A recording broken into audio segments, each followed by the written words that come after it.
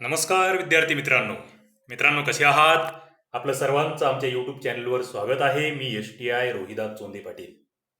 या ठिकाणी आजचा आपला टॉपिक असणार आहे सर्वोच्च न्यायालय, सुप्रीम कोर्ट. मित्रांनो, आतापर्यंत सर्वोच्च न्यायालयावर राज्यसेवा, कंबाईन एक्झाम, सरळ सेवा, पोलीस भरती सगळ्या परीक्षांना जे प्रश्न वारंवार रिपीट झालेले आहेत, पुन्हा पुन्हा विचारले गेलेले आहेत, त्या प्रश्नांची चर्चा आपल्याला या लेक्चरमध्ये करायची आहे.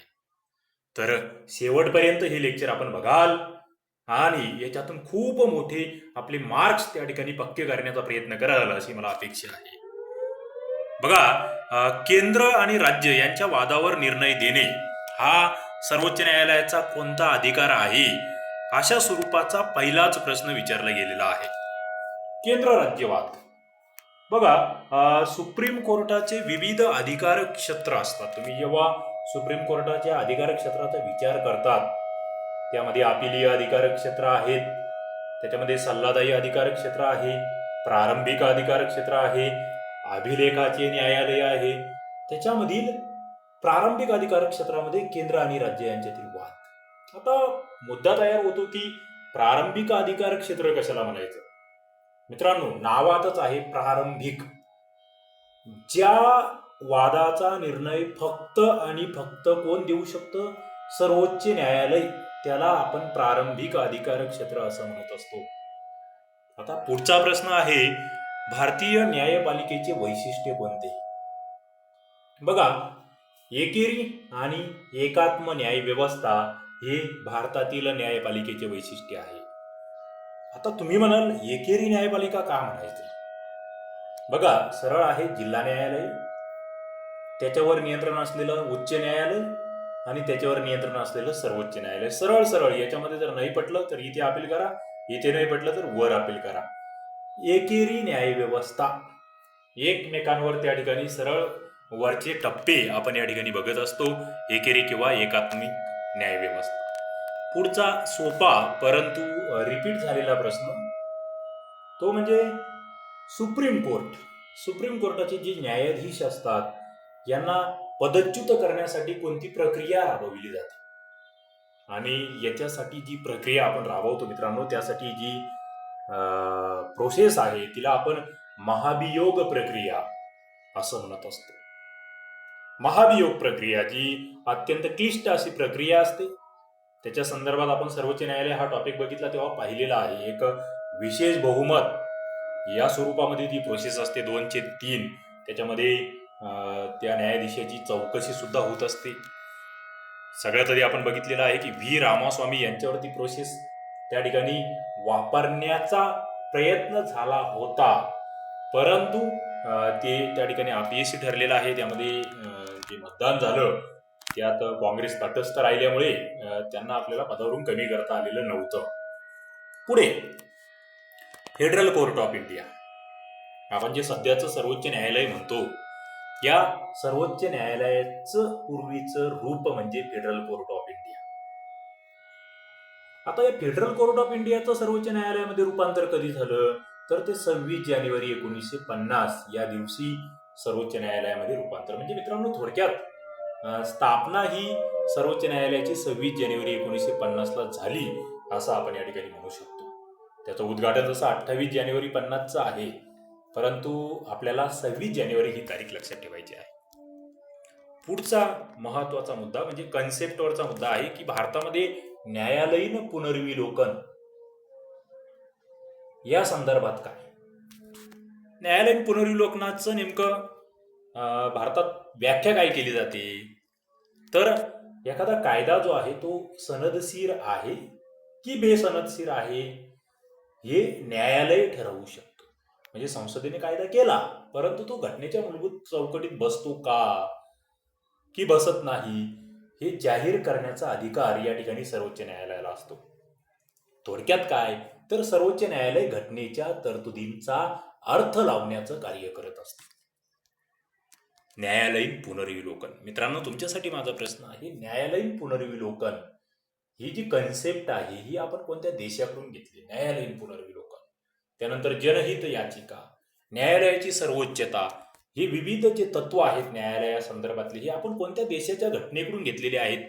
नक्कीच तुमच्याकडून मला या प्रश्नाचं उत्तर अपेक्षित आहे. दुसरं, या न्यायालयीन पुनर्विलोकना संदर्भात आपल्या घटनेमध्ये जे कलम आहे ते कलम कोणतं? म्हणजे आणखी सोपा प्रश्न विचारायचा झाला तर कायद्याची व्याख्या आपल्या घटनेमध्ये कोणत्या कलमात केलेली आहे? त्या प्रश्नाचं उत्तर सुद्धा तुम्हाला येणं अपेक्षित आहे. बघूया कोणाला येतंय. कमेंट बॉक्समध्ये सांगा, तुम्हाला माहित असेल तर नक्कीच. पुढे, हे जे न्यायालयीन पुनर्विलोकन आहे याच्या संदर्भातली न्यायव्यवस्थेसंदर्भात एक कन्सेप्ट वापरली जाते, त्याला ॲमिकस क्युरी असं म्हटलं जातं. न्यायालय मित्र वकील याच्यासाठी ॲमिकस क्युरी अशी एक कन्सेप्ट वापरली जाते. हा प्रश्न आलेला आहे याच्या आधी MPSCच्या एक्झामला, त्यामुळे माहीत असला पाहिजे. पुढे जो सरळ सेवा, पोलीस भरती, इतर तलाठी, ग्रामसेवक, ज्या क्लास 3 चे एक्झाम्स आहेत त्या ठिकाणी जसाच्या तसा विचारला जाऊ शकतो. त्यानंतर जनहितार्थ याचिका. जनहितार्थ याचिका नेमक्या कशासाठी असतात किंवा त्यांचा उद्देश काय असतो? जनहितार्थ याचिकेमागील उद्देश काय? तर सामाजिक न्याय आणि समता प्रस्थापित करणे याच्यासाठी जनहितार्थ याचिका दाखल केली जाते. मित्रांनो, तुमच्यासाठी सोपा प्रश्न. आता सोपा आणि अवघड, माझा प्रत्येक प्रश्न हा सोपा आहे की अवघड आहे हे तुमच्या अभ्यासाची पातळी किती आहे यानुसार ठरतो. तुम्ही जर मी सांगितलंय ते क्रमिक पुस्तकं सगळे त्यांचे लेक्चर्स बघितलेले असतील, मी जे काही लक्ष्मीकांत, रंजन कोळंबे सरांच्या पुस्तकातील लेक्चर्स टाकलेले आहेत ते तुम्ही पाहिलेले असेल तर मग या प्रश्नांची उत्तरं तुम्हाला सोपे जाणार. आणि ज्यांनी हे लेक्चर कधीच पाहिलेले नाहीये त्यांच्यासाठी मात्र मग ते अवघड जाईल. तुम्ही त्याच्यासाठी आपल्या प्लेलिस्टमध्ये जाऊन राज्यघटनेचे सगळे लेक्चर बघू शकतात. तुम्हाला हे सगळं सोपं वाटायला लागेल आणि ते असलंच पाहिजे. मी ज्या प्रश्नांचे उत्तर विचारतोय तुम्हाला ते तुमचं तोंडपाठ असलं पाहिजे. जर माझं तोंडपाठ असेल तर तुमचं असावं, कारण की तुम्हाला सुद्धा पोस्ट काढायची आहे. जनहितार्थ याचिका उद्देश काय आहे? सामाजिक न्याय व समता प्रस्थापित करणे. पुढे आहे विशाखा विरुद्ध राजस्थान निवाडा. मित्रांनो, इतिहास प्रसिद्ध असा हा निवाडा. विशाखा समिती, तुम्ही नाव ऐकलं असेल आता लेटेस्ट मध्ये. कामाच्या ठिकाणी जो लैंगिक छळ होतो त्याच्या संदर्भात जी काही चौकशी केली जाते त्याची कार्यपद्धती जी ठरवलेली आहे ती या निवाड्याने ठरवलेली आहे. विशाखा निवाडा ज्याला आपण म्हणत असतो, राजस्थान निवाडा ज्याला म्हणत असतो. त्याच्यानंतरचा प्रश्न होता की इंडियन गव्हर्नमेंट आहे आणि महाराष्ट्र गव्हर्नमेंट आहे. समजा भारत सरकार विरुद्ध महाराष्ट्र सरकार असा जर वाद असेल तर त्याची सुनावणी कुठे होईल किंवा ते कोणतं अधिकार क्षेत्र आहे, कोणाचं अधिकार क्षेत्र आहे? तर मित्रांनो, ते सर्वोच्च न्यायालयाचं प्राथमिक अधिकार क्षेत्र आहे, प्रारंभिक अधिकार क्षेत्र आहे. हा सरळ सरळ थेट असा प्रश्न होता, जी की सुनावणी थेट सुप्रीम कोर्टात होईल. त्याच्यानंतरचा प्रश्न तुमच्या अभ्यासाची पातळी बघणारा आहे, तो म्हणजे कलम 226. तुम्हाला या कलमाचा उल्लेख केलेला आहे आणि खाली विधान दिलेलं आहे की हायकोर्टाचे परमादेशाचे अधिकार हे सुप्रीम कोर्टापेक्षा अधिक आहेत. मित्रांनो, याचा अर्थ बऱ्याच विद्यार्थी मित्रांना कळाला नसेल कदाचित. तुम्ही जर जुन्या प्रश्नपत्रिका ज्यांनी अभ्यासल्या असेल त्यांना, बऱ्याच जणांना कळालाही असेल. हायकोर्टाचे अधिकार सुप्रीम कोर्टापेक्षा अधिक आहे असं जेव्हा एखादा नवीन विद्यार्थी वाचतो तेव्हा तो म्हणतो चुकीचं विधान आहे. का? कारण हायकोर्टापेक्षा सुप्रीम कोर्ट मोठा आहे. मग हायकोर्टाचे अधिकार कसे जास्त असतील? परमादेश, रिट्स ज्याला म्हणतो आपण, जे काही मूलभूत हक्काचा भंग झाल्यानंतर सुप्रीम कोर्ट आदेश देऊ शकतं, उच्च न्यायालय आदेश देऊ शकतं. उच्च न्यायालय ते आदेश 226 कलमानुसार देऊ शकतं. सुप्रीम कोर्ट कोणत्या कलमानुसार देणार ते मला तुम्ही सांगा, ज्याला आपण घटनेचा आत्मा म्हटलेलो आहोत. परमादेश काय? परमादेश, एखादी व्यक्ती आहे तिच्यावर काही तिच्या हक्काचा भंग झालेला आहे तर हायकोर्ट तिच्या मूलभूत हक्काचा भंग करणाऱ्या व्यक्तीला आदेश देणार आहेत. ते सुप्रीम कोर्टापेक्षा व्यापक असू शकतात. का? तर हायकोर्ट हे मूलभूत हक्काबाबत सुद्धा आदेश देऊ शकतं आणि कायदेशीर हक्काबाबत सुद्धा आदेश देऊ शकते. सुप्रीम कोर्ट फक्त मूलभूत हक्काबाबत आदेश देऊ शकते. मित्रांनो, मुद्दा नीट लक्षात घ्या. हायकोर्टामध्ये कायदेशीर हक्क हा अतिरिक्त आहे, त्याच्यामुळे हायकोर्टाचे परमादेशाचे अधिकार ही सुप्रीम कोर्टापेक्षा अधिक आहे असा याचा अर्थ होतो. नक्कीच तुम्हाला याचा अर्थ, हा प्रश्न कळाला असेल. पुढे आपण जातो आहोत. सुप्रीम कोर्ट याने मतदारांना नकारात्मक हक्क दिलेला आहे. बरोबर आहे विधान? बरोबर आहे. तुम्ही जेव्हा मतदान करायला जातात तेव्हा तुम्हाला एखाद्या उमेदवाराला मत देता येतं, किंवा तुम्हाला त्यापैकी एकही उमेदवार जर पसंत नसेल तर वेगळं मतदान सुद्धा करता येतं. त्याला तुम्ही काय म्हणतात? कोणता अधिकार आहे तो? कोणतं पॉवर आपण त्याला म्हणतो? 4 अक्षरी तो इंग्रजी शॉर्ट फॉर्म आहे बघा. सांगा बघू मला कमेंट बॉक्समध्ये. तेव्हा आपण म्हणतो बघा, मला वरील एकही त्या ठिकाणी उमेदवार पटला नाही, त्याच्यामुळे मी सगळ्यात शेवटचं बटन दाबलेलं आहे. तो म्हणजे हा नकारात्मक अधिकार, नकारात्मक हक्क. नक्कीच तुमच्या कमेंट या ठिकाणी खाली येतील असं मला अपेक्षित आहे. आता न्यायाधीशांचे आर्थिक स्वातंत्र्य. मित्रांनो, न्यायाधीशांचे आर्थिक स्वातंत्र्य याच्या संदर्भात काय तरतुदी आहे आपल्या घटनेत? तर संसदीय कायद्याने वेतन आणि भत्ते जे आहेत ते न्यायाधीशांचे निश्चित केलेले आहे. एकदा त्यांची नियुक्ती झाली की त्याच्यामध्ये नुकसानकारक असे कोणते बदल करता येत नाही. हा मुद्दा महत्वाचा आहे. याच्यातून न्यायालयाचे आर्थिक स्वातंत्र्य त्या ठिकाणी दर्शविले जाते.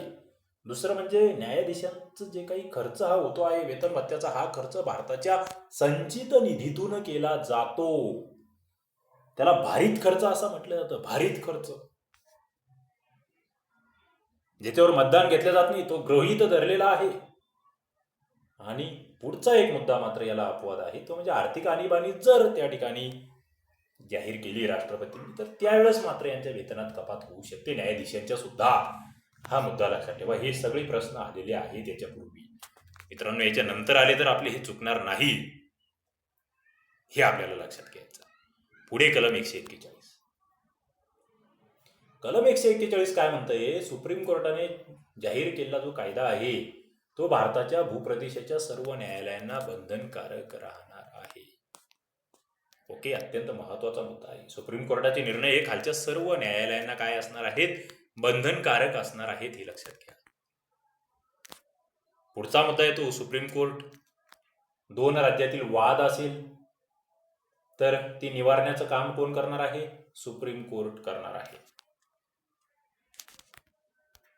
इतिहासामधला जे महाभियोग तुम्हाला मी बोललो त्या महाभियोग प्रोसेस संदर्भात एक प्रश्न आलेला आहे की महाभियोगाची प्रक्रिया सर्वप्रथम कोणत्या न्यायाधीशांवर सुरू करण्यात आली होती? तर न्यायमूर्ती रामास्वामी यांच्या विरुद्ध ही महाभियोग प्रक्रिया तेव्हा राबवली गेली होती. 1991 ते 93 हा तो कालावधी. हे सगळे विधान आलेले आहेत मित्रांनो. आणि जी चौकशी समिती होती त्यांना ते दोषी आढळले, त्यामुळे ती प्रोसेस मतदान घेण्यात आलं. परंतु त्यामध्ये काँग्रेस पक्ष हा तटस्थ राहिलेला आहे. कोणत्याही बाजूने त्यांनी मतदान केलं नाही. म्हणजे ऑप्शनमध्ये असं होतं की काँग्रेस पक्ष हा याने विरोधी बाजूने मतदान केलं. मित्रांनो, तुम्हाला नीट लक्षात घ्यायचंय, याच्यामध्ये लहान लहान मुद्दे आहे, फसवणारे आहेत. कोणता पक्ष कोणती भूमिका घेतो याचं उत्तर तुम्हाला कुठे भेटणार आहे? याचं उत्तर तुम्हाला यम लक्ष्मीकांत या पुस्तकात भेटणार. जसंच्या तसं भेटणार. म्हणजे मी तर म्हणतो प्रश्नच त्या पुस्तकामधून टाकलेला आहे तो. आणि एकदम लहान, एकदम डोळ्यात तेल घालून तुम्हाला एक एक वाक्य वाचायचं आहे, तर आणि तरच अशा प्रश्नांची उत्तरं देता येणार आहेत. हा, तुम्ही म्हटले चला प्रथम कोणाविरुद्ध सुरू झालं? न्यायमूर्ती रामास्वामी. कधी झालं? 1991-93. इतकं मान्य, इतकं सगळ्यांनाच जमणार आहे. पण कोणता पक्ष तटस्थ होता, कोणता बाजूने होता, कोणता विरोधी बाजूने होता, या गोष्टींसाठी अभ्यासाची पातळी असावी लागते. अभ्यास मुळापासून केलेला असावा लागतो, तर या प्रश्नांची उत्तरं देता येतात.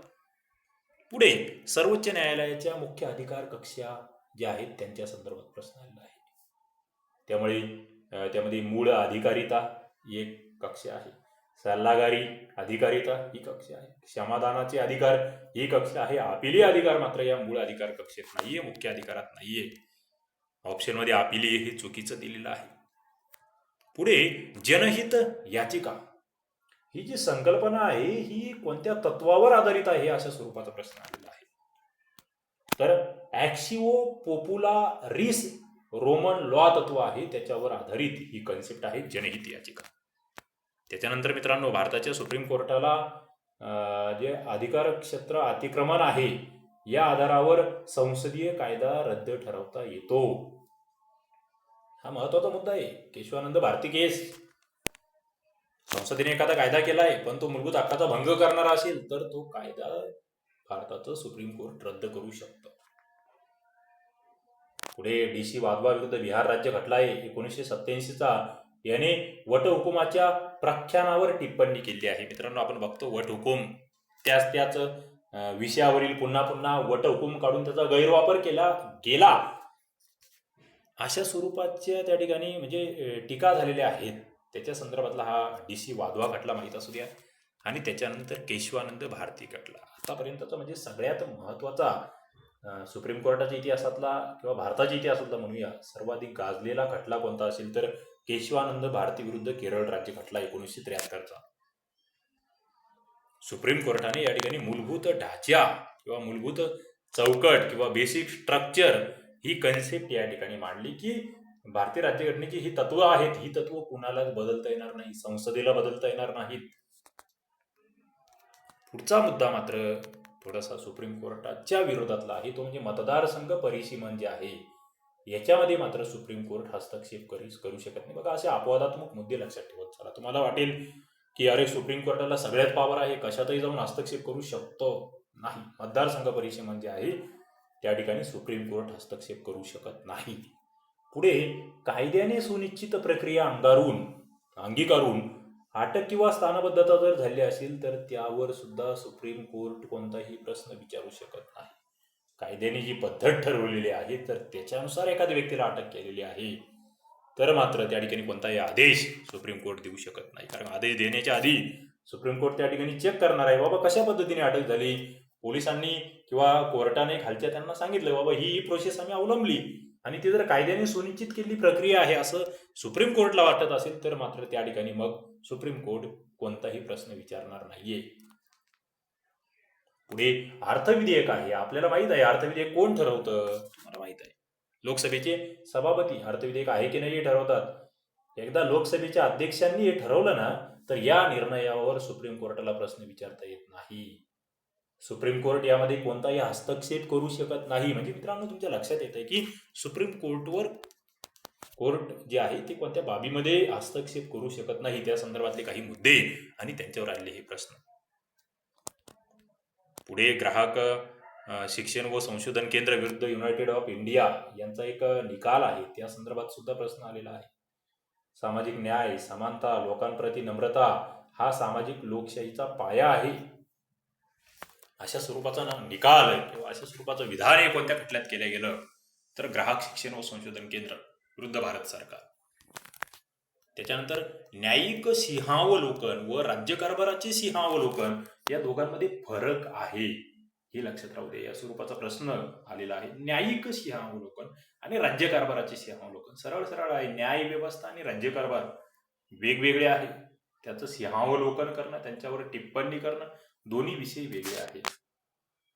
तर पुढचा प्रश्न आहे, हायकोर्टातील न्यायाधीश, वकील हे भारताच्या सुप्रीम कोर्टाचे न्यायाधीश बनवू शकतात. बरोबर आहे, त्यांचा जो अनुभव आहे, ज्या क्रायटेरियाज आहे त्याच्यात जर ते बसत असतील न्यायाधीश किंवा वकील तर तेच भारताच्या सुप्रीम कोर्टाचे न्यायाधीश बनणार आहेत.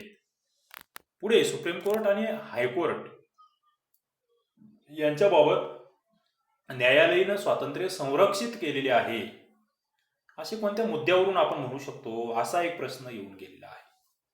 म्हणजे तुम्ही म्हणताय सुप्रीम कोर्टाला स्वातंत्र्य आहे, हायकोर्टाला स्वातंत्र्य आहे. काय स्वातंत्र्य आहे तर अवमानासंबंधी शिक्षा ठोठावण्याचा अधिकार आहे. जर न्यायालयाचा कोणी अवमान केला तर त्याला न्यायालय दंड ठोठावू शकतो. न्यायालयामध्ये जे काही अधिकारी असतात, जे काही सेवक असतात, त्यांच्या नेमणुका न्यायालय करत असतं. संबंधित न्यायालयीन प्रमुख त्या ठिकाणी त्या नियुक्त्या करत असतात आणि हे त्या ठिकाणी त्यांचं स्वातंत्र्यच आहे असं आपल्याला म्हणावं लागतं.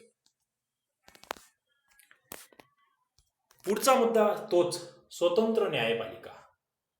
न्यायव्यवस्था ही स्वतंत्र आहे, याच्यासाठी तुम्ही कोणते मुद्दे त्या ठिकाणी सांगू शकतात किंवा कोणते मुद्दे आपल्या घटनेने ठरवून दिले आहे की बाबा न्यायव्यवस्थेवर कोणाचंही नियंत्रण नाहीये, म्हणजे कोणाच्या दबावात न्यायव्यवस्था काम करत नाही, तर त्याला लागू असलेले काही मुद्दे, न्यायाधीशांची जी नेमणूक आहे ती राष्ट्रपती करतात आणि त्या पदासाठी ज्या पात्रता आहे संविधानात त्याच्यानुसारच त्यांना ती करावी लागते. दुसरं, न्यायाधीशांना पदावरून दूर करण्याची प्रक्रिया ही कठीण आहे, आपण पाहिलंय. महाभियोग ही ती प्रोसेस आहे आणि वेतन जे आहे ते भारताच्या संचित निधीतून दिलं जातं. म्हणजे हे जे 3 मुद्दे आहेत, नेमणूक राष्ट्रपती, पदावरून दूर करण्याची पद्धती कठीण आणि वेतन संचित निधीतून हे 3 मुद्दे जे आहेत ते न्यायालयीन स्वातंत्र्य याला दुजोरा देणारे आहेत असं आपल्याला म्हणावं लागतं. त्या स्वरूपाचा हा प्रश्न आहे. पुढे जनहित याचिकाही कोणत्या कलमानुसार दाखल केली जाते, तर कलम 32 आणि कलम 226. मित्रांनो, जनहित याचिकेसाठी इंग्रजी शब्द कोणता आहे, कोणता शॉर्ट फॉर्म आपण वापरतो, त्याचा लॉंग फॉर्म काय ती मला कमेंट बॉक्समध्ये सांगा. जनहित याचिका पुन्हा पुन्हा तुम्ही ऐकला असेल हा शब्द. ऐकलं नसेल तर नेटवर जाऊन सर्च करा. पुढे न्यायालयीन पुनर्विलोकन नेमकं कशासाठी वापरलं जातं, तर घटनेच्या संरक्षणासाठी वापरलं. न्यायालयीन पुनर्विलोकन काय आहे मित्रांनो? न्यायालयीन पुनर्विलोकन, जनहित याचिका आणि न्यायालयीन पुनर्विलोकनातला फरक तुम्हाला कळतोय का? जनहित याचिका कशासाठी असते? एखाद्या सार्वजनिक प्रश्नासाठी कोणीही व्यक्ती न्यायालयामध्ये त्या ठिकाणी याचिका दाखल करू शकते. न्यायालयीन पुनर्विलोकन काय असतं? एखादा कायदा संसदेने केलेला आहे, तो योग्य आहे की अयोग्य आहे हे त्या ठिकाणी सर्वोच्च न्यायालय ठरवत असतं. ते न्यायालयीन पुनर्विलोकन. आता पुढचा प्रश्न सर्वोच्च न्यायालयाच्या न्यायकक्षेवर आलेला आहे. मूळ न्यायकक्ष, ज्याला आपण प्रारंभिक अधिकार क्षेत्र म्हणतो. भारत सरकार आणि दुसऱ्या एखादं राज्य आहे यांच्यातला वाद असेल, 2 राज्यामधला आपापसातला वाद असेल, कुठे जाणार आहे? हे सर्वोच्च न्यायालयाच्या मूळ न्यायकक्षेत जाणार आहे. त्याच्यानंतर सर्वोच्च न्यायालयाचे व्यावर्तक अधिकार क्षेत्र कोणते, तर राज्यांचे आपापसातील तंटे मिटवणे हे व्यावर्तक अधिकार क्षेत्र आहे. बघा, ती प्रारंभिक अधिकार क्षेत्र, मूळ अधिकारिता, व्यावर्तक अधिकार क्षेत्र एकाच शब्दासाठीचे हे विविध त्या ठिकाणी समानार्थी शब्द असतात, हे आपल्याला लक्षात घ्यायचं आहे. पुढे उच्च न्यायालय. उच्च न्यायालयाला प्राधिलेख काढण्याचा अधिकार आहे, हा मुद्दा लक्षात घ्या. न्यायालयीन सक्रियता जी आहे ती कशातून आपल्याला दिसून येते, तर ह्या ज्या लोकहित याचिका असतात, जनहित याचिका असतात, या न्यायालयांना सक्रिय ठेवण्याचं काम करत असतात. न्यायव्यवस्थेला त्या ठिकाणी एक जनतेप्रती सक्रियता दाखवण्यासाठी या प्रेरित करत असतात असं म्हणायला हरकत नाही. पुढे सर्वोच्च न्यायालयाचे जे न्यायाधीश आहेत ते निवृत्तीनंतर भारतात कोणत्याही न्यायालयामध्ये दावा लढवू शकत नाही, हा मुद्दा लक्षात ठेवा. प्रश्न आलेला आहे. कारण की का केलेला आहे ही तरतूद का आहे? कारण की जेव्हा ते न्यायाधीश म्हणून काम करतायत सर्वोच्च न्यायालयात, तेव्हा जर त्यांना माहिती आहे का बाबा मी काही दिवसानंतर भारतातल्या कोणत्यातरी न्यायालयामध्ये असे दावे लढवू शकणार आहे, तर त्यांच्या निर्णयावर परिणाम होऊ शकतो. त्यामुळे त्यांना निवृत्तीनंतर कोणत्याही न्यायालयात दावा लढवता येत नाही. निवृत्त न्यायाधीश जे आहेत त्यांना त्यागप्रमाणे शासनांतर्गत कोणत्याही पदावर नियुक्तीस मज्जाव मात्र नाहीये, त्यांना पदावर काम करता येईल. दुसरा मुद्दा असा आहे की समजा परदेशी निर्णय आहे, एखाद्या परदेशी कोर्टाने, एखाद्या आंतरराष्ट्रीय कोर्टाने निर्णय दिला किंवा एखाद्या परकीय देशामध्ये एखाद्या कोर्टाने निर्णय दिला आहे, ते जे निर्णय असतात ते आपल्या देशामध्ये केवळ मन वळवण्यासाठी आपण वापरू शकतो. तेवढेच त्यांचं मूल्य आहे. आपल्या न्यायालयावर किंवा आपल्या प्राधिकाऱ्यांवर ते बंधनकारक नसणार आहे. तुम्ही एखाद्या दाखवलं, चला अमेरिकेमध्ये असा निर्णय दिला गेला, मग आपल्याकडे का नाही, तुम्ही फक्त तो संदर्भ देऊ शकतात, त्याच्यातून काही आपल्या न्यायाधीशांचं मन वळवता येऊ शकतं, परंतु ते बंधनकारक नाहीये. पुढे न्यायाधीशांच्या नेमणुकीबाबत एका आयोगाबद्दल आपलं चाललं होतं, त्यासाठी 99वा घटनादुरुस्ती कायदा 2014 मध्ये झाला होता. पुढे जनहितार्थ याचिका, ज्याला आपण PIL म्हणतो. मित्रांनो, याचा लॉंग फॉर्म मी तुम्हाला विचारलेला आहे.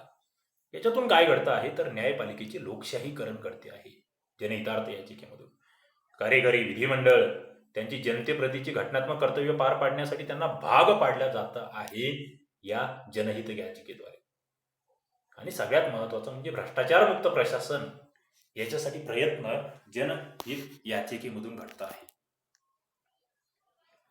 पुढचा प्रश्न आलेला आहे की योग्य निकाल देण्यासाठी न्यायमंडळाने कोणती तत्व वापरावी,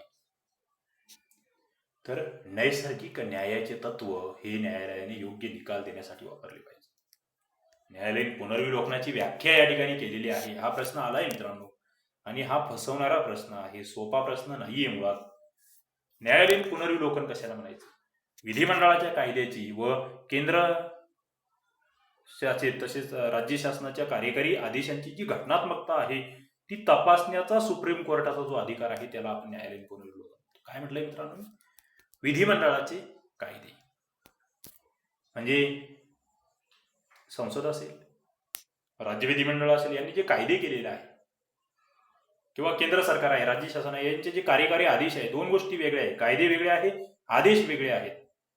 याची घटनात्मकता तपासायची, घटनेमध्ये बसतायत का घटनेचा भंग करतायत हे तपासण्याचा जो न्यायालयाचा अधिकार आहे त्याला आपण न्यायालयीन पुनर्विलोकन असं म्हणतो. पुढचा मुद्दा या ठिकाणी आहे संघराज्यीय समतोलपणा साधणे, राज्यघटनेची सर्वोच्चता यांचं रक्षण करणे हे आपल्याला याच्यातून साध्य करायचं आहे न्यायालयीन पुनर्विलोकनातून. पुढे कायद्याने घालून दिलेल्या पद्धतीपेक्षा कायद्याची योग्य पद्धत ही आपल्याकडे फंडामेंटल राईट्सच्या व्याप्ती संदर्भात वापरायची आहे. पुढचा प्रश्न आहे राष्ट्रपतीला जो सर्वोच्च न्यायालयाचा सल्ला राष्ट्रपती घेत असतात तो बंधनकारक असतो का? तर नाही मित्रांनो. इथे तुमच्याकडे एक प्रश्न आहे, राष्ट्रपती सर्वोच्च न्यायालयाचा जो सल्ला घेतात तो कोणत्या कलमानुसार घेतात? कलम विचारला गेला आहे मित्रांनो, आपलं त्याच्यावर डिस्कशन झालेलं आहे. पुढे UPSC अध्यक्ष व सदस्यांना पदावरून दूर करण्याचा जो सल्ला असतो तो मात्र राष्ट्रपतींवर बंधनकारक असतो. हा मुद्दा तुम्हाला लक्षात घ्यावा लागेल. अशा पद्धतीने सर्वोच्च न्यायालयासंदर्भात विविध अँगलने विचारलेले हे प्रश्न आपण या ठिकाणी पाहिले. नक्कीच तुम्हाला हा व्हिडिओ आवडला असेल. अत्यंत परीक्षा भिमुख मुद्दे आहेत मित्रांनो, एकही पॉइंट बिनकामाचा नाहीये किंवा परीक्षेला आलेला नाहीये असं. त्याच्यामुळे अत्यंत माहितीपूर्ण असे हे लेक्चर्स या ठिकाणी बनवण्याचा मी प्रयत्न करतोय. त्यासाठी मी स्वतः खूप मोठं वाचन करतो आहे. विशेषतः तुम्हाला सांगतोय, राज्यघटनेसाठी तुम्ही कोणते संदर्भ साहित्य वापरू शकतात. पहिलं म्हणजे M. लक्ष्मीकांत यांचं पुस्तक तुम्ही चांगलं वाचू शकतात. दुसरं मुक्त विद्यापीठाचे पुस्तक आहे, ते तर एकदम बेस्ट आहे. त्याला वेळ लागतो पण तुम्ही वाचले तर तुम्ही त्याच्यात मास्टर बनणार आहात मित्रांनो. पुढे रंजन कोळंबे सरांचं पुस्तक तुम्ही वाचू शकतात. सगळ्यात महत्त्वाचं जुन्या प्रश्नपत्रिका ज्या आहेत आयोगाच्या त्या तुम्ही वाचू शकता. हे तुमच्यासाठीचे अत्यंत बेस्ट संदर्भ या ठिकाणी आहेत.